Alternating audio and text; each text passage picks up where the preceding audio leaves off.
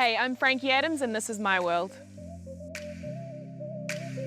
Over the past few years, after Shortland Street, I just sort of was doing the actor hustle, looking for more work, and I never really didn't have hope, which is strange. Like I had this naive belief in myself, which I think actually kind of helps you along the way. Like when I couldn't get a visa when I was in LA and I had to come home, I was more discouraged about not being able to get the visa rather than not getting any work because I knew that it took time. Like I'm not going to go there for a month and get a job. Like there's millions of people trying to do that for years and years. So I wasn't discouraged by the fact that I had to come home. And then like my family always keep me in check, like if I'm being a bots. The time for myself was really important because it was quite hard for me to be on Shortland Street because I was also growing up during that time, especially when you're in the public eye because everyone's watching what you're doing. So that was like quite hard, but having the time overseas where I was anonymous was so liberating because I was able to just kind of be 21 and go and do 21-year-old things without worrying that people were going to be judging me or watching what I was doing every step of the way. Going from screen to theatre is extremely foreign because on screens you can make all the mistakes in the world and they're always going to edit it out and you get another go and whatnot. But doing Pussy was scary in the best way. You learn and get better, essentially, hopefully. What do you think about the gay marriage? Grandma! So you have a boyfriend? From what I heard, they had never done a Pacific Island lesbian coming out story.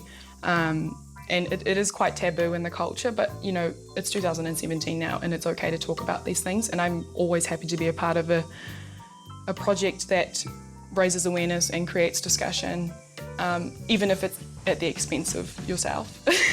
Come with an open mind.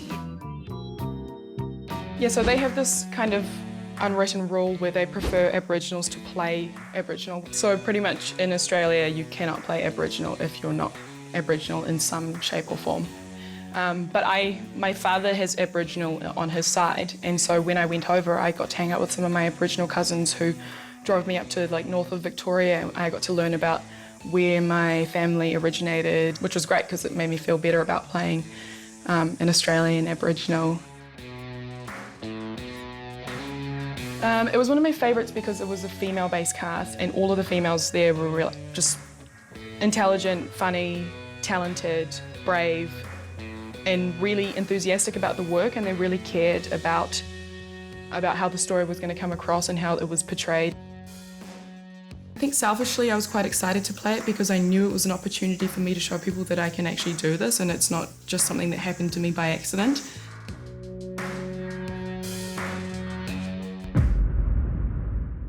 Where are all the pictures?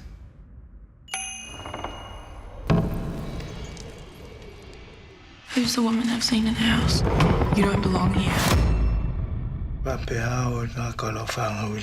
Initially, I was a bit sceptical to audition because I just would never think that Tussie would hire someone like me. Not making it sound bad, but I was just kind of nervous that he wouldn't really even look at my audition because he kind of maybe would just see, oh, like that's that girl from Shortland Street or whatever. I'd never worked with that many Samoans, and so of course, like you can imagine, it was really loud when we weren't shooting, lots of laughing and, you know, lots of food and stuff. But they were all like legendary actors. Samoans are really talented. We all know this. But like Samoans are really talented, and it's amazing that someone like Tussie can get a group of them and put them in a film and only have Samoan actors in it. But working with Tussie was really special because he eventually just sort of started talking to us in Samoan, and that's my native tongue and my mum speaks Samoan, so it was nostalgic but also intimate and different, and he's just such an artist, and every time he does like a different take, and we all really respect him. He's an awesome guy, and I hope he hires me again one day.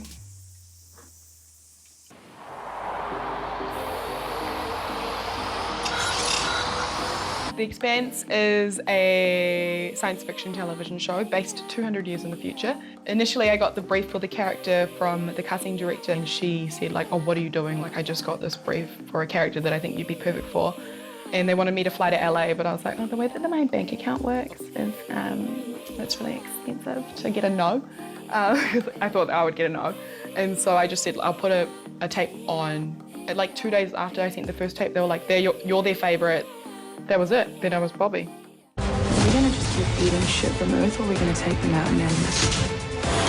Yeah, the body change is hard. Like, they've kind of like deemed this, the way that I look when I'm shooting The Expanse, the Bobby body. But I did do 1,000 ropes before I went, so I went from like a little bit like pregnant vibes to having to change that to muscle. They don't have any knowledge of Polynesians over there. So they're just like, whoa, what's this Amazonian goddess? I'm like, you do realize there's like thousands of us in the South Pacific.